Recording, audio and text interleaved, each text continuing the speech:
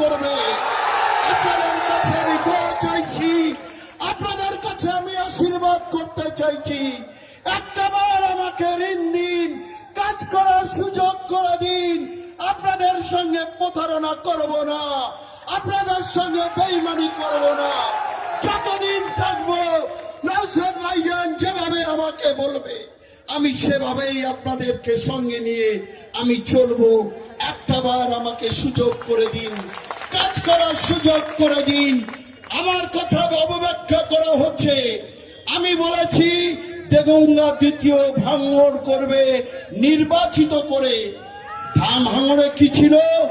তৃণমূলের আখড়া, তৃণমূলের আতুর ঘর।